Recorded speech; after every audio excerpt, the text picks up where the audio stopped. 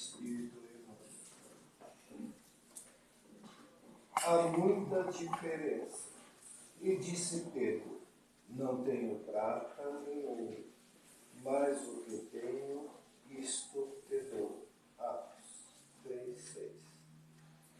É justo recomendar muito cuidado aos que se interessam pelas vantagens da política humana, reportando-se a Jesus e tentando explicar pelo Evangelho certos absurdos em matéria de teorias sociais. Quase sempre, a lei humana se dirige ao governado nesta forma: o que tens lhe pertence. O cristianismo, porém, pela boca inspirada de Pedro, assevera aos ouvidos do próximo: o que tenho, isso te dou. Já meditaste na grandeza do mundo, quando os homens estiverem resolvidos a dar do que possuem para o edifício da evolução universal? Nos serviços da caridade comum, nas instituições de benemerência pública, raramente a criatura cede ao semelhante aquilo que lhe constitui propriedade intrínseca. Para o serviço real do bem eterno, fiar-se alguém nas posses perecíveis da terra em caráter absoluto, o homem generoso distribuirá dinheiro e utilidades com os necessitados do seu caminho. Entretanto, não fixará em si mesmo a luz e a alegria que nascem dessas dádivas, se as não realizou com o sentimento do amor, que, no fundo, é a sua riqueza imperecível e legítima.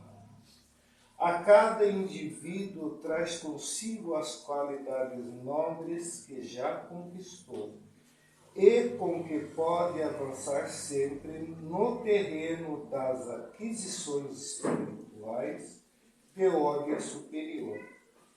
Não ouvides a palavra amorosa de Pedro e dá de ti mesmo no esforço da salvação, porquanto quem espera pelo ouro e pela prata, a fim de contribuir nas boas obras, em verdade ainda se encontra distante da possibilidade de ajudar a si próprio.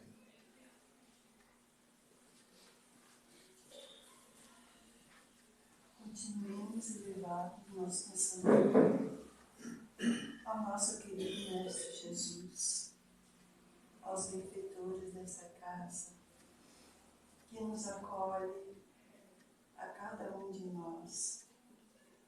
Queremos agradecer por mais um dia de oportunidades, por mais um dia da nossa reencarnação.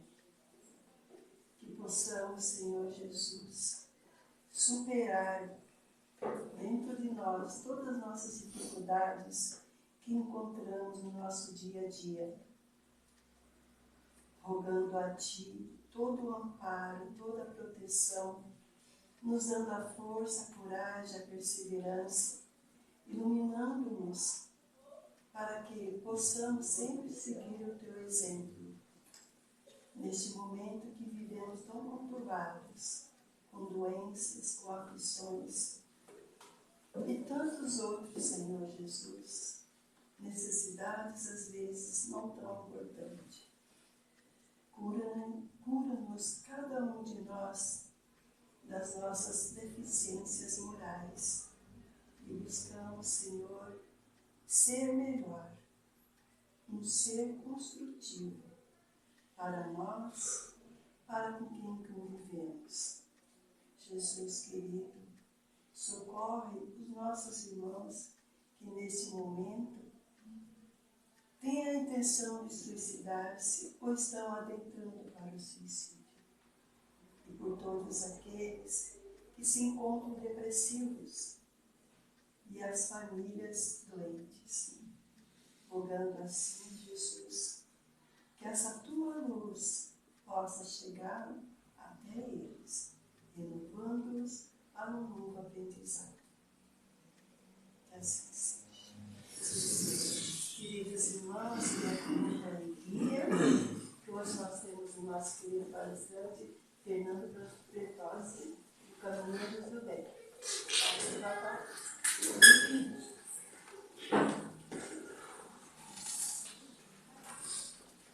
Bom dia a todos. Bom dia. Que Jesus nos abençoe hoje e sempre.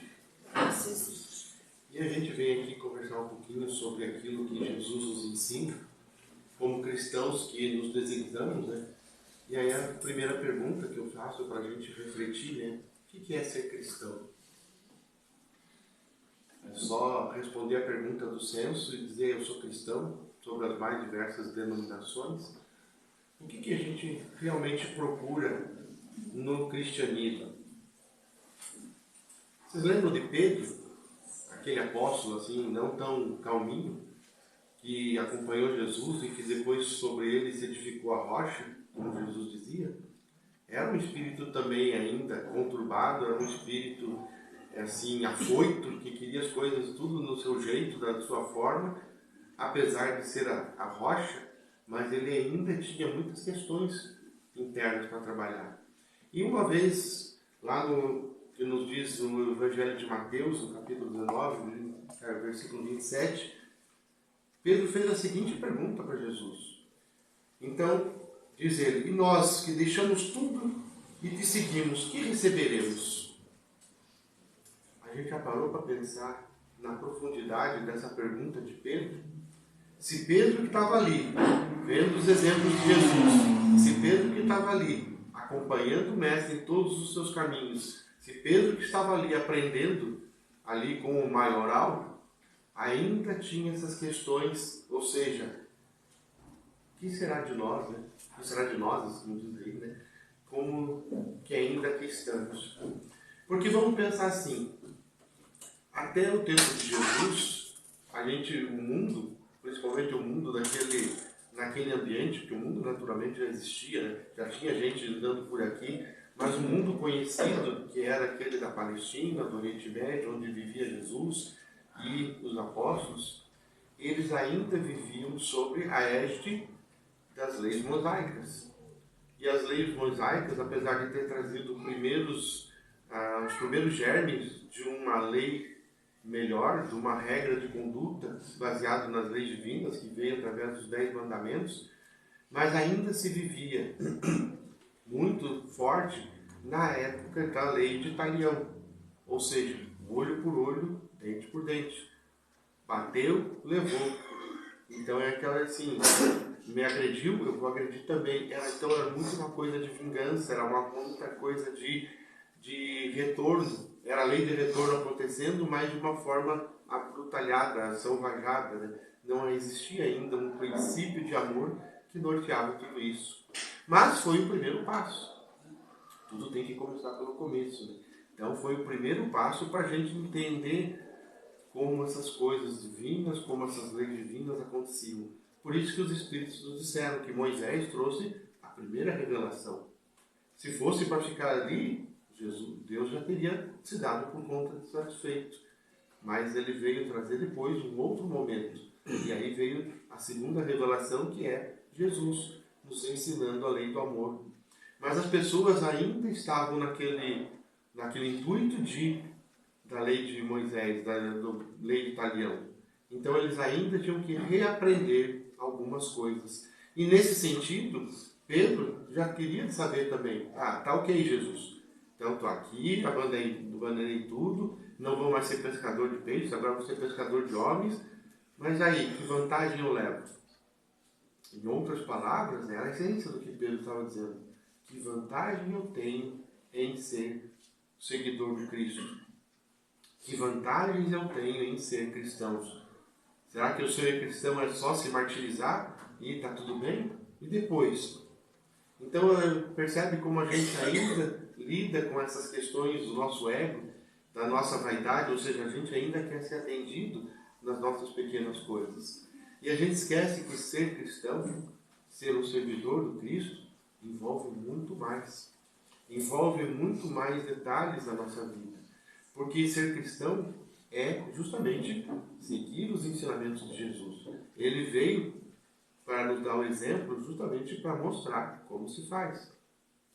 E ele não prometeu nada assim de vantagens materiais, nem vantagens, qualquer outro tipo de vantagem, mas ele nos mostrou naquela frase que ele diz: nesse mundo tereis aflições. Então é isso. Jesus já deu a visão, já deu a letra ali. Nesse mundo tereis aflições, porém tem de bom ânimo. E ele disse lá no Sermão da Montanha: bem-aventurados que choram, porque serão consolados. Bem-aventurados tal. Então ele foi dando ali uma receita de paz, uma esperança para a gente. Mas como humanos ainda encarnados, que somos nós, Pedro também era encarnado, então ele tinha as suas fragilidades, tinha as suas dificuldades psicológicas, os seus traumas, as suas neuras, tinha os seus valores a serem trabalhados. Ele também tinha essas questões. E por isso que ele ainda se perguntava, né? Quais as vantagens a gente leva? E passado 2000 anos, a gente está aqui, mais ou menos 2000 anos, nós estamos aqui, e a gente percebe que nos centros espíritas, vamos falar do centro espírita, que é a nossa casinha, né? O nosso cantinho. Não dá para a gente falar de outras porque não nos cabe. Mas eu vou falar daqui, daquilo que a gente vivencia. Quantas pessoas às vezes nos procuram nas casas espíritas e perguntando: mas eu faço tanta coisa, por que eu ainda tenho tantos problemas? Se eu já faço tanto bem, por que coisas ruins continuam acontecendo comigo? Ou seja, na essência, a gente ainda está com aquele pensamento de Pedro na cabeça, né? Quais as vantagens de vir no centro, fazer tudo o que eu faço, fazer todas as coisas, fazer ações de caridade, se eu ainda não tenho uma compensação? Se eu ainda passo de sabores na vida, se eu ainda tenho que enfrentar dificuldades, será que não é hora já da gente ter alguma compensação? E aquela história que Jesus disse que bem-aventurados que choram, serei consolados. Está na minha hora, passou da hora de ser consolado, porque eu já sofri demais. Mas quem disse que a gente já sofreu demais? Qual é a medida disso? Como é que a gente pode definir uma régua para estabelecer se a gente já sofreu demais ou não? Estava conversando com a Teia agora. Se a gente fosse lembrar todas as nossas vidas passadas, o que a gente fez, a gente ia agradecer pelas dificuldades que a gente passa, porque isso aqui é fichinha perto do que a gente já fez por aí. Ok? Mas agora a gente tem que seguir o caminho sobre uma nova ótica, sobre uma nova direção. Então, esse bem-aventurados que Jesus nos fala significa que nós temos a oportunidade, a bem-aventurança de poder descortinar um novo horizonte. Entender efetivamente os propósitos do Cristo e trabalhar nesse sentido. Fazer com que aquilo que o Jesus nos ensina seja efetivamente um caminho para a gente conseguir a liberdade espiritual que a gente tanto busca. Porque no fundo a gente quer uma liberdade espiritual, ou seja, não ter mais nenhuma amarra mais. Não termos mais nenhuma sequela do passado e seguirmos daqui para frente. Ou seja, zerando a nossa consciência das coisas ruins para podermos trabalhar efetivamente no bem. Só que essa margem, esse portal, não é assim uma coisa definida. Não é uma coisa estabelecida. Não é como, por exemplo, na escola, que a gente termina uma série, faz uma prova e pronto, passou para outra. O progresso espiritual ele segue por caminhos que são muito distintos e não existe um ponto definido. Não é que nem ano novo, terminou 31 de dezembro, acabou um ano, amanhã já começa outro e está tudo certo. É muito sutil, é uma linha tênue que vai separando uma etapa da outra. Muitas vezes a gente coloca, e Kardec coloca isso também de forma didática para a gente entender essas mudanças, mas elas não acontecem assim, de uma hora para outra. corresponde a um progresso que vai se definindo pouco a pouco. Cada dia que a gente nasce, cada ação que a gente pratica, cada vida que a gente tem, é um detalhe a mais que a gente vai colocando no nosso potinho do progresso. Sabe aqueles potinhos onde a gente vai colocando moeda, a gente coloca lá uma etiquetinha, né, nosso objetivo para aquele dinheirinho guardado. Então a gente vai lá, põe R$1, põe R$2, R$10 e está escrito lá, férias. Então, cada dia que a gente põe uma moedinha lá, uma notinha lá, a gente está acumulando um determinado valor para trocar de carro, para passar umas férias, para fazer alguma coisa. Na nossa jornada espiritual é, analogicamente, a mesma coisa. A gente tem um potinho espiritual escrito felicidade, ou perfeição, ou pureza de sentimentos, seja lá qual for o nosso objetivo. E cada ação que a gente faz, a gente vai depositando uma moedinha espiritual nesse nosso cofrinho. Para que um dia a gente realmente possa chegar num ponto em que a gente entenda perfeitamente aquilo que Jesus veio nos dizer. E o que Jesus veio nos dizer, veio nos ensinar? Basicamente, a lei do amor. Entender que ele não veio destruir aquela lei que já existia antes, do olho por olho, dente por dente. Não veio destruir os ensinamentos de Moisés, nem destruir a doutrina judaica que imperava na época. Mas ele veio transformar, ou seja, evoluir para que a gente entenda tudo isso pela ótica do amor. Mas para entendermos o amor, é preciso que a gente também trabalhe isso dentro de nós. É preciso que a gente faça o nosso processo interno para daí poder fazer o processo externo. Quando a gente tenta inverter isso, a gente altera a equação. E aí o resultado nem sempre é aquilo que desejamos. Então esse processo de reforma íntima que a gente vai fazendo dia após dia, vida após vida, é o que vai efetivamente nos transformando. E isso não é de uma hora para outra. A gente percebe que a gente cria uma ilusão na nossa cabeça assim, eu vou fazer a reforma íntima agora, vou passar tudo o que tem que passar para quando eu desencarnar, eu estar numa posição melhor. Ainda estamos como Pedro, né? Assim, vou sofrer agora, ok, mas eu quero minha compensação futura. Eu quero realmente ser consolado depois. Mas e quando é esse depois?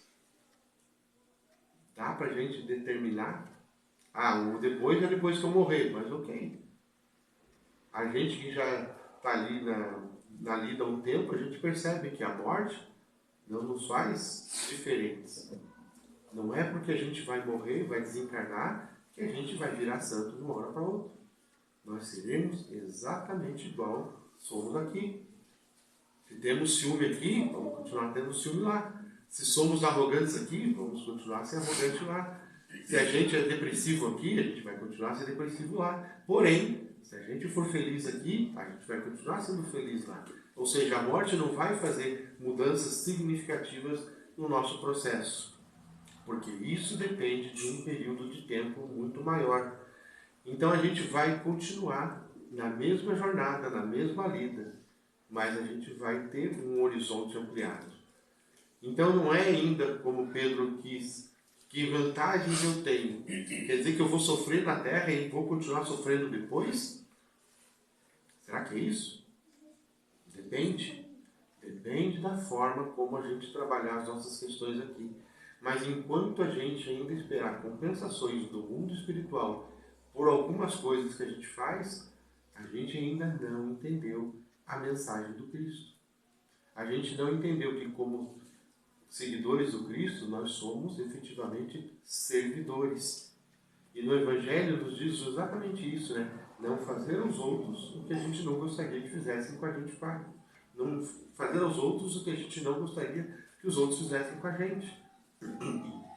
É fácil conseguir isso? Não, não é fácil. Porque nós somos ainda imperfeitos. A gente está trabalhando as nossas questões. Como nos diz Kardec, ainda estamos tentando dominar nossas más tendências, né? Domar as nossas más inclinações, que ainda temos muitas. Nós não somos espíritos prontos ainda. Estamos a caminho de, estamos evoluindo para, mas ainda estamos na metade do caminho. Então é natural que a gente ainda tenha esses arroubos de espiritualidade que vai nos motivando para frente, mas ainda não mostra a situação. Então, antes da gente pedir vantagens porque fazemos determinadas coisas, a gente tem que pensar, será que nós efetivamente já estamos nesse caminho? Será que nós estamos já servindo a Deus como a gente gostaria de ser? Ou como Deus gostaria que fôssemos servidores dele? Será que como cristãos nós já estamos efetivamente fazendo o que Jesus nos ensina? Então a mensagem do Cristo ela é ainda muito emblemática para muitas pessoas. Estamos aqui há 2000 anos tentando nos debruçar sobre os ensinamentos que ainda não chegamos a um consenso, porque há muitas divergências de interpretação. Determinada instituição interpreta de um jeito, outra determina de outro, e assim a gente não consegue chegar no consenso. E a chave de tudo isso está no amor.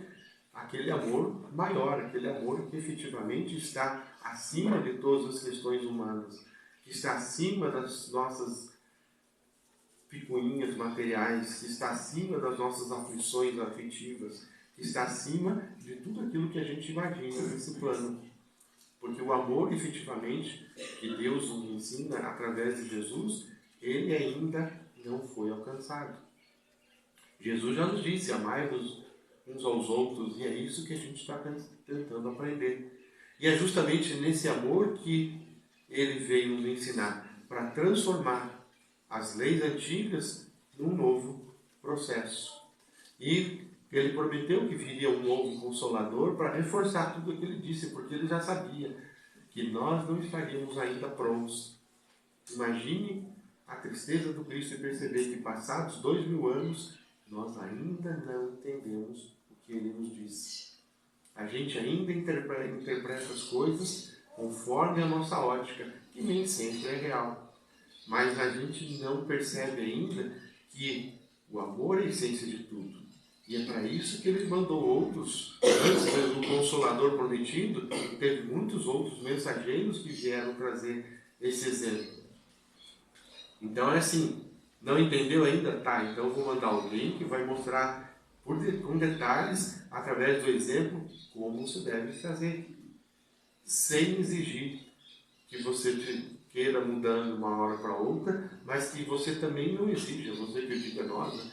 Que não exijamos uma recompensa imediata, porque essa recompensa não vai acontecer de uma hora para outra. Não é porque a gente trabalha no bem que coisas ruins vão deixar de acontecer com a gente. Nós somos humanos, somos encarnados, temos ainda um passado a resgatar. Não vou dizer expiar, porque isso parece uma coisa pesada, né? Parece um karma, eu fiz tal coisa, agora eu tenho que passar por isso. Parece uma coisa meio derrotista, porque a gente não entende ainda que aquela prova, aquela dificuldade, aquela expiação tem um caráter só de transformar o nosso interior, purificar o nosso espírito, elevar o nosso sentimento, porque é justamente através da dor que a gente aprende o amor. Não precisava ser assim, isso é fato. Está lá os espíritos que dizem, é preciso passar pela fieira do mal para chegar no amor? Claro que não. Por que a gente faz isso então? Porque a gente escolhe. É tudo escolha nossa. Então, porque a gente ainda não tem essa espiritualidade devidamente trabalhada, é que a gente faz algumas escolhas equivocadas e que depois mostram-se dolorosas. Mas aí já foi. Depois que a gente assina a nota promissória, o boleto chega, não adianta chorar. Depois que a fatura do cartão chega, não tem outro jeito a não ser pagar. A gente pode aprender a lição e não fazer dívidas novas, não fazer erros novos. Mas enquanto isso, não vai ter como jeito. O que foi, já foi. Então não adianta chegar numa instituição religiosa qualquer e dizer, mas eu já fiz tudo bem, pode abonar aquela dívida, aquela fatura que chegou? Não. A fatura continuará existindo. Então a gente vai continuar trabalhando as nossas imperfeições, porque não há privilégios na lei divina. Se Deus privilegiasse alguns em detrimento de outros, será que Deus seria justo e bom dessa forma? Ah, mas eu trabalho na doutrina há tanto tempo, faço palestra, coordeno estudo, vou no mediúnico, faço caridade, levo pão para os desabrigados. Por que eu ainda tenho que passar de sabores em casa? Por que eu tenho que viver uma aventura conjugal conflitante? Por que eu ainda tenho que lidar com filhos problemáticos que às vezes estão no caminho das drogas? Por que eu tenho que lidar com pais tirânicos que me escravizam espiritualmente ou psicologicamente? Por que eu tenho que lidar com colegas de trabalho que estão sempre querendo me passar a perna? Será que tudo que eu faço já não me dá um ponto favorável para amenizar tudo isso? Ainda estamos pensando como Pedro, né? Que vantagem eu estou levando em trabalhar no cristianismo? Que vantagem eu estou trabalhando? Eu levo para trabalhar na obra do Senhor. Então a gente ainda está negociando com Deus compensações internas. É tipo aquelas pessoas que dizem, se você fizer isso, se Deus resolver tal problema na minha vida, eu prometo andar de joelhos tantos quilômetros ou subir uma escadaria de não sei quantos degraus. Qual a vantagem para Deus a gente torturar o nosso corpo desse jeito? Será que Deus quer isso? Antigamente a gente tinha o silício, né, que a gente aplicava lá no nosso chicotinho, né, nas costas, tentando judiar o corpo físico, porque assim a gente imaginava que estaria nos purificando o espírito. Não faz diferença nenhuma. Se estiver dando chicotada no seu lombo ou fazendo carinho no seu próprio corpo, não vai mudar absolutamente nada, porque é no pensamento que as coisas estão. É no pensamento que as questões precisam ser trabalhadas.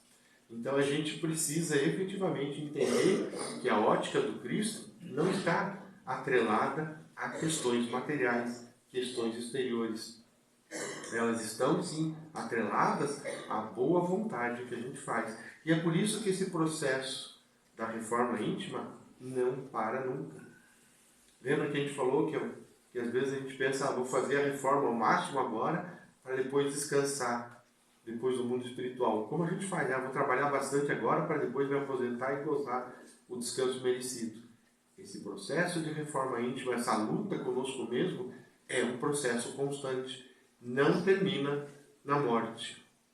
Não vai terminar na próxima vida, não vai terminar nas próximas vidas. Por quê? Por que não vai?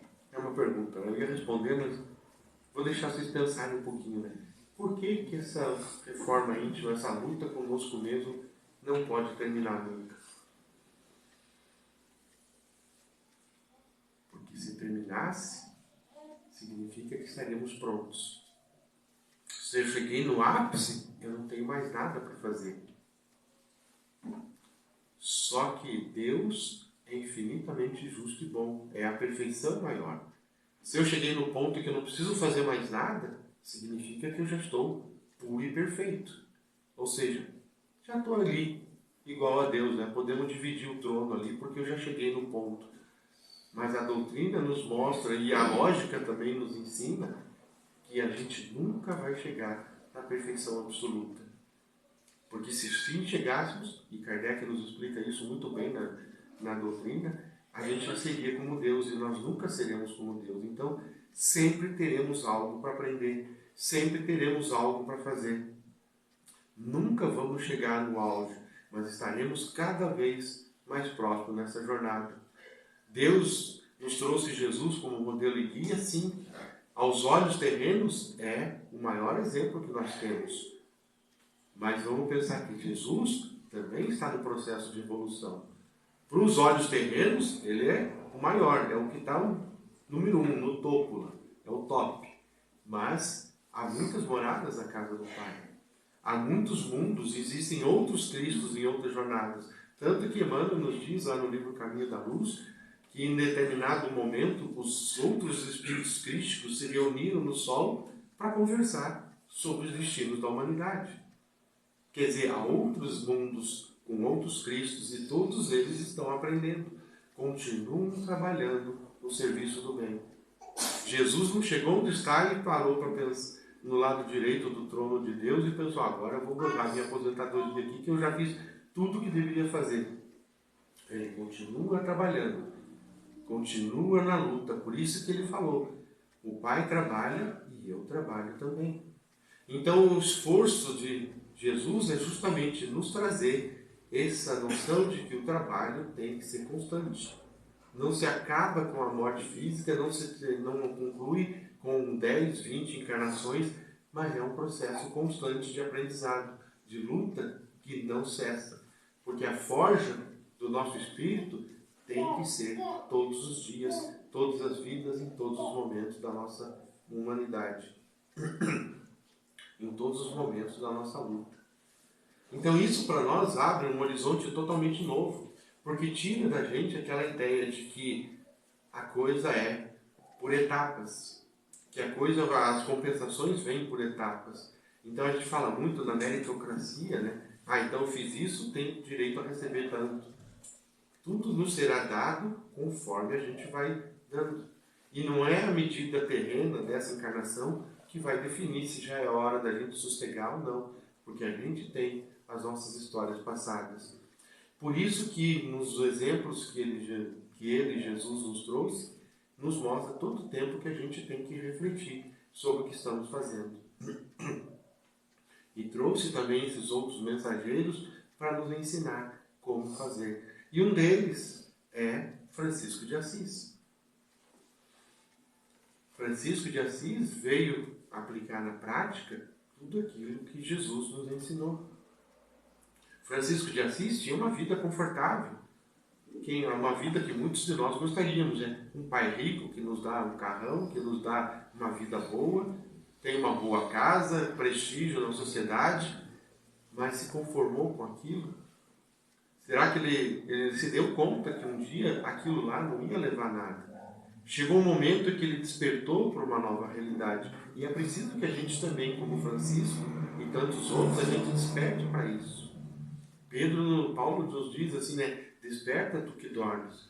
Porque a gente ainda fica atormentado por esse sono que nos aflige, por esses sonhos de uma felicidade plena aqui nessa vida, esses sonhos de conseguir realizações que talvez não estejam no nosso mérito ainda. Então a gente ainda está adormecido, sonhando. Mas como diz o ditado, se não me engano é de Jung que fala isso, quem dorme, sonha, quem desperta, vive. Porque não é no mundo dos sonhos que a gente vai conseguir as coisas, é na realidade. Quando a gente desperta, sai do nosso mundinho e nos abrimos para o mundo. É assim que nós nos tornamos servidores do Cristo. Não é de maneira simples, só porque leu o Evangelho, já estou pronto para ser consolado.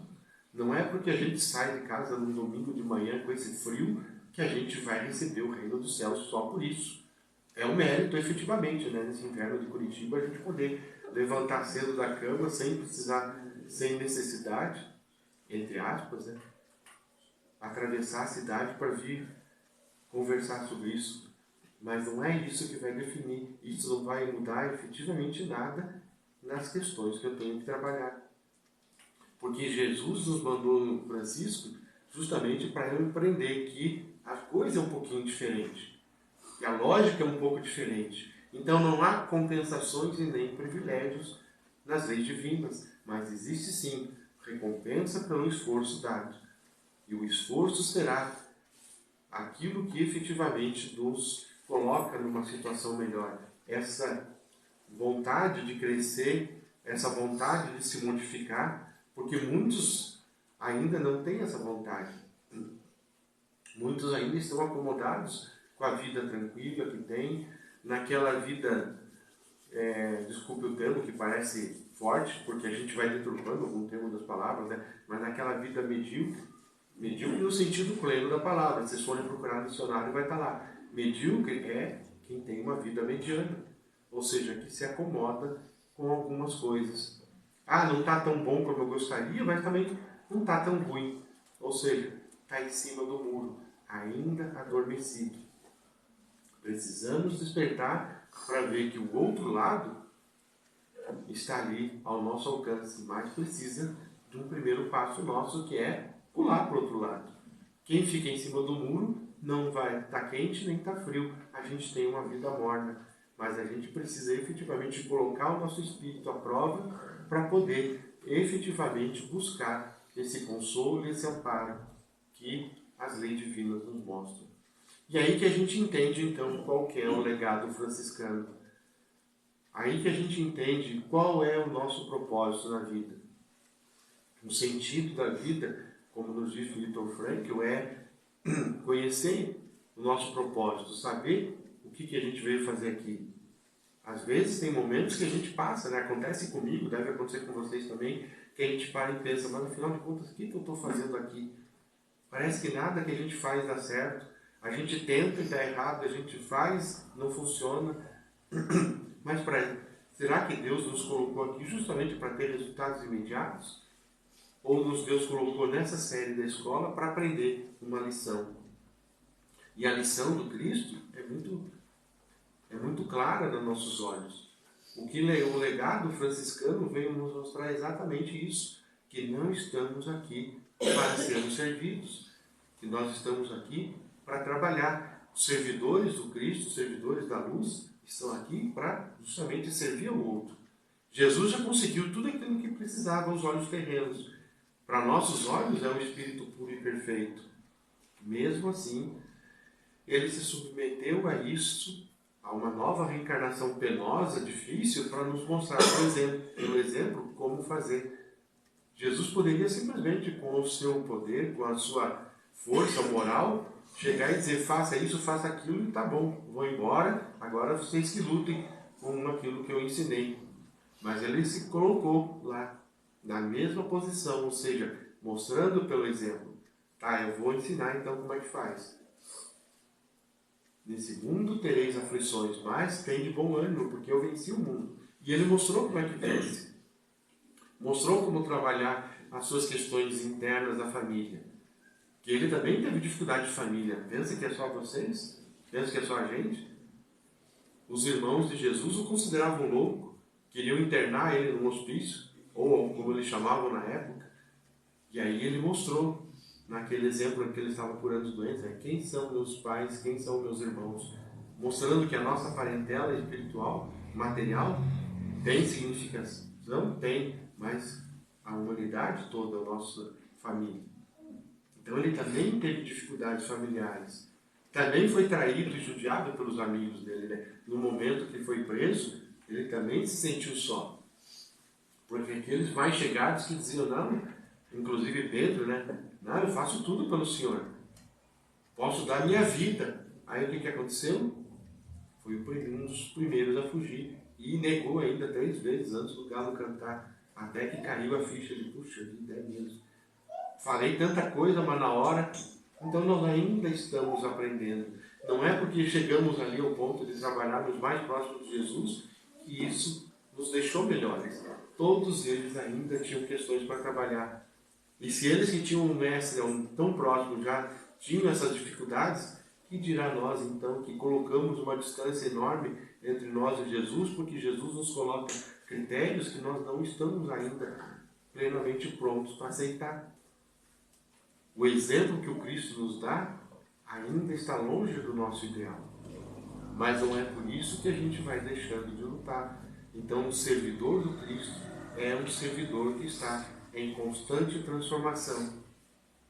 O legado franciscano, que é a própria lei de Jesus, o próprio ensinamento de Jesus na prática, é de servidor, sem esperar recompensas imediatas.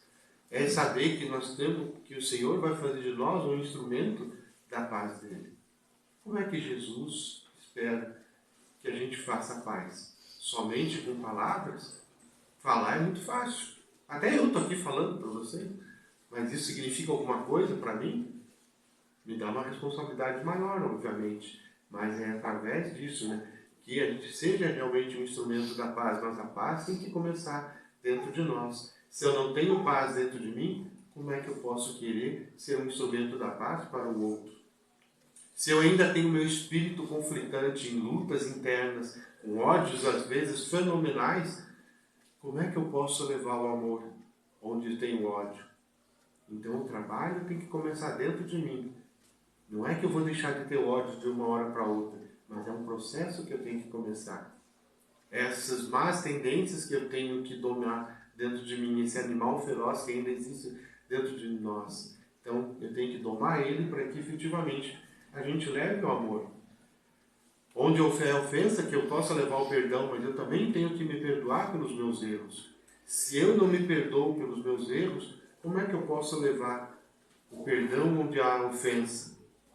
Como é que eu posso dizer para a pessoa, para um espírito desencarnado no trabalho mediúnico, para um encarnado que nos procura no atendimento fraterno, meu amigo, perdoa aquelas palavras ofensivas que alguém te disse. Mas se eu ainda não tenho isso dentro de mim, se eu não tenho a paz, se eu não tenho o perdão, se eu não tenho isso, como é que eu posso levar o perdão onde houver ofensa? Como é que eu posso levar a união onde tem discórdia, se meu espírito ainda está muito belicoso dentro de nós? A gente vê as disputas que tem por aí, entre esquerda e direita, entre bem e mal, entre isso e aquilo, sempre na dualidade. Como é que eu posso levar a união se eu ainda tenho essa discórdia interna dentro de nós? Se eu olho para o outro assim com aquele olhar, se eu te pego, você vai ver o que você vai ver. Então eu preciso trabalhar dentro de mim isso. Como é que eu posso levar a fé se eu ainda tenho dúvida? Como é que eu posso afastar a dúvida externa se eu ainda duvido das coisas? Se eu não acredito exatamente que depois dessa vida, outras vidas virão e isso vai me transformar, se eu ainda duvido da fé de Deus só porque Ele não me deu aquilo que eu pedi, como é que eu posso levar isso? A dúvida ainda está dentro de mim. Então, como é que eu posso levar a fé onde há dúvida se eu não trabalhei dentro de nós? Então, se tem erros, e tem muitos erros por aí, que eu leve a verdade, mas a verdade primeiro tem que estar em mim. Se eu não conseguir trabalhar a verdade dentro de mim, como é que eu posso levar? Jesus nos disse, busqueis primeiro a verdade e ela vai nos libertar. Libertar do quê? De todas as preocupações, de toda falta de fé, vai nos libertar de muitos preconceitos e dores que a gente ainda passa. Então eu preciso levar a verdade onde houver, assim, a dúvida. Mas essa verdade tem que estar primeiro dentro de nós, onde está o erro.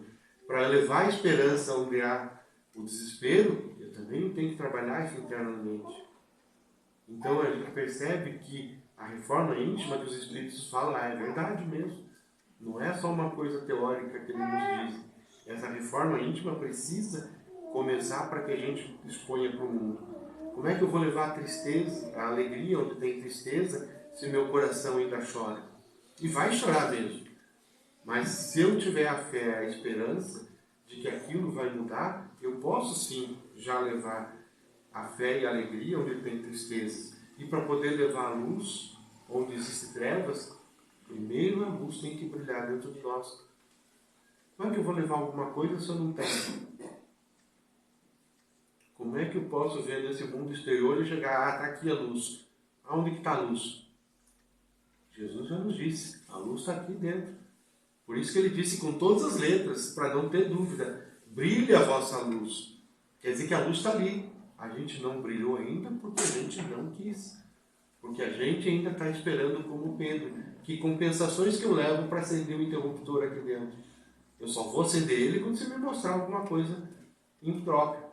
Ou seja, ainda tenho esse intercâmbio. Então, eu preciso brilhar a nossa luz interna para poder levar onde está a escuridão. Porque quando a gente procura fazer mais do que aquilo que nos mostra, a gente vai entender efetivamente o ensinamento de Jesus no legado franciscano. Então, é antes de procurar compensações que eu possa efetivamente fazer mais do que aquilo que precisa. Não esperar ser consolado, mas consolar primeiro. Dar o primeiro passo. Compreender antes de ser compreendido. Porque a gente muitas vezes quer, Por favor, alguém me entenda. Me explique o que der dentro de mim. Mas a gente não consegue fazer isso ainda. A gente quer primeiro ser amado para depois amar. A gente quer dar, primeiro receber para depois dar. Como é que eu vou dar se eu não tenho? Mas a gente tem sim, está dentro ali. A gente quer ser perdoado, mas não procura perdoar. E a gente não entende ainda que a vida plena, a vida espiritual, só vai acontecer morrendo nessa vida física. E espiritualmente falando, matando dentro de nós, no sentido bom, obviamente, todas aquelas questões que ainda me atormentam, matando esse espírito belicoso que ainda há dentro de mim, matando dentro de nós essas más tendências, matando essa animosidade que ainda está muito latente, ainda está muito forte, na verdade, matando dentro de nós esse espírito de troca, matando dentro de nós essa ânsia de sermos compreendidos, de fazermos as coisas do nosso jeito. Então é todo um processo de morte interna para que surja um ser novo. O ser que pulsa dentro de nós precisa efetivamente sair. Tem uma figura de uma estátua que é muito interessante, que mostra um homem ali com o martelinho e o cinzel esculpindo ali a gente mesmo. E é isso que a gente tem que fazer.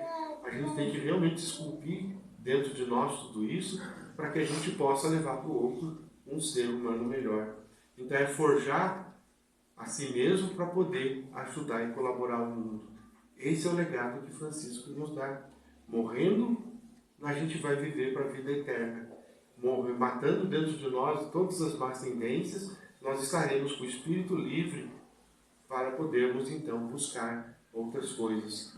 E Jesus nos diz: buscai primeiro o reino dos céus, porque todas as outras serão recompensadas. É uma resposta que ele poderia ter dado, e com certeza ele deu para Pedro, né? Que vantagem então eu levo? Vive primeiro para o reino dos céus e todas as outras serão compensadas. Mas enquanto a gente ainda coloca padrões de troca, a gente ainda vai estar num ciclo vicioso de dor, esperando compensações que nem sempre são o momento certo. Amar e ser amado. Fazer realmente de nós um instrumento da paz do Cristo para o mundo. É esse que a gente precisa aprender e estamos aprendendo todos os dias, nessa luta constante conosco mesmo. Esse é o legado franciscano, que é, na verdade, o Evangelho de Jesus, que é, na verdade, as leis divinas que já estão dentro de nós, a nossa consciência, ou seja, já está tudo ali. A gente só precisa olhar para dentro de nós, porque a gente já tem todos os argumentos, todas as informações que a gente precisa. Só precisamos, como diz Pedro, ou melhor, Paulo, é despertar para deixarmos de sonhar. Então, aproveitando essa oportunidade que a gente está realmente nos descobrindo, despertando para essa nova vida, vamos pedir que Jesus nos abençoe, que nos ampare, que seja sempre conosco nessa jornada, que nem sempre é fácil, sabemos disso, mas que nessa estrada longa e tortuosa que a vida espiritual nos envolve, que possamos efetivamente lembrar do sentido que a vida nos dá, lembrar dos exemplos do Cristo, lembrarmos que Ele estará sempre conosco em todos os momentos da nossa história e que, envolvidos nessa paz, possamos agradecer pelas questões que nos são oferecidas, porque elas nos fazem melhorar a cada dia. Se conosco, querido Jesus, e nos envolva hoje e sempre, que assim seja. Muito obrigado pela atenção, um ótimo domingo e de muito mais luz.